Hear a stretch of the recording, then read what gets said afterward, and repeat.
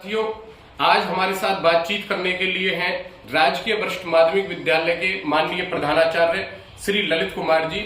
और सर, मैं आपका एजुकेशन हब यूट्यूब चैनल पर हार्दिक अभिनंदन करता हूं।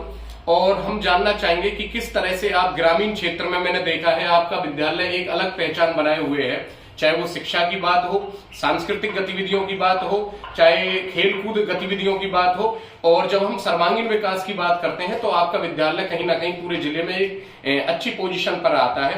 तो सर्वप्रथम मैं जानना चाहूंगा कि आप किन उद्देश्यों को लेकर के अपने विद्यालय में काम करते हैं। नमस्कार महेश गौड़ जी, आपने बहुत ही अच्छा प्रश्न किया है। और मैं आपको बताना चाहूँगा कि राजकीय वरिष्ठ माध्यमिक विद्यालय सौंदर्य अपने आप में एक बहुत उच्च कोटि की संस्था है।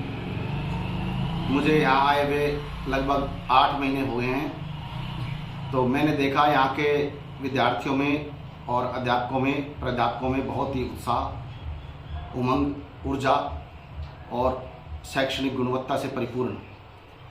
तो जैसे हम आए तो हमने देखा कि बच्चों में एक्स्ट्रा करिकुलर एक्टिविटी की भी बहुत सारी जो है कैरेक्टरिस्टिक्स थी। और इसी के अंतर्गत हमारे विद्यार्थियों ने ब्लॉक स्तर पर, जिला स्तर पर और राज्य स्तर पर उच्चतम स्थान प्राप्त किए। फॉर एग्जांपल, लीगल लिटरेसी में हमारे 18 बच्चों ने क्विज कॉन्टेस्ट में और स्पीच कंपटीशन में राज्य स्तर पर स्थान बनाने की प्रयास किया। और जबकि सांस्कृतिक कार्यक्रमों में भी हमारे विद्यार्थियों ने उज्जवल स्थान प्राप्त किया। और जहाँ तक एकेडमिक परफॉर्मेंस की बात है तो हमारे विद्यार्थी यहाँ पर हमेशा से अच्छा स्थान बनाए रहे हैं। और अभी जैसे कि हाल ही में कक्षा 12वीं में हमारी कक्षा मेडिकल क्लास की बेटी प्रीति शर्मा ने बहुत अच्छा उत्कृष्ट प्रदर्शन किया और उन्होंने सुपर 100 में भी स्थान प्राप्त किया। और उन्होंने डिप्टी कमिश्नर, एसडीएम और आईपीएस ऑफिसर ने उनको सम्मानित किया है जिला स्तर पर। ये हमारे लिए बहुत अच्छी उपलब्धि है और मुझे पूरा विश्वास है कि नीट में भी उनका एडमिशन हो जाएगा और कक्षा 12 में वो राज्य में प्रथम या द्वितीय स्थान भी प्राप्त करेगी, ये हमें पूरी उम्मीद है। इसके साथ साथ बहुत सारे बच्चे हमारे मेरिट में होंगे और प्रथम स्थान प्राप्त करेंगे। ये सब हमारे स्टाफ सदस्यों की मेहनत का परिणाम है। और जो उद्देश्य की आपने बात की, हम चाहते हैं बच्चों का सर्वांगीण विकास हो। और वो सर्वांगीण विकास इस तरह का हो कि बच्चे आत्मनिर्भर बने, बच्चे भारत का ज्ञान प्राप्त करें और आर्टिफिशियल इंटेलिजेंस और अपने आप में आत्मनिर्भर करते हुए मेक इंडिया के सपने को सफल करें। और हम विश्व में विश्व गुरु बनने के लिए इन बच्चों पर हम दायित्व है।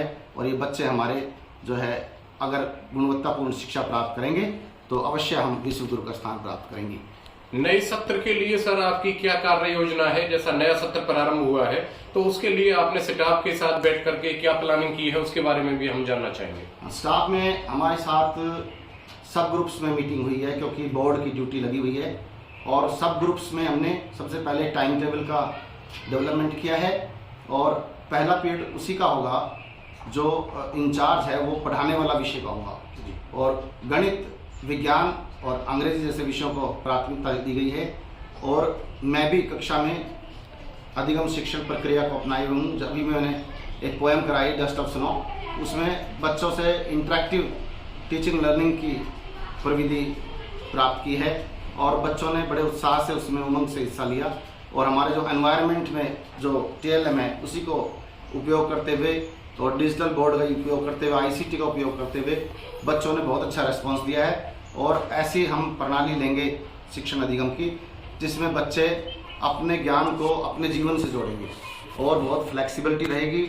और वो एक विषय जब पढ़ रहे हैं तो उस विषय को पढ़ते हुए अन्य विषयों का जैसे मान लो वो भाषा पढ़ रहे हैं अंग्रेजी, तो उसमें वो गणित भी पढ़ रहे हैं, विज्ञान का कंसेप्ट भी आ रहा है और सामाजिक विज्ञान का कंसेप्ट आ रहा है और पूरे विश्व के दर्शन कर रहे हैं। तो ऐसी शिक्षा होगी जो कि बच्चों को मानसिक, भौतिक और शारीरिक और इंटेलेक्चुअल डेवलपमेंट की तरफ ले जाएगी और बच्चे जो है एक देश की शान बनेंगे।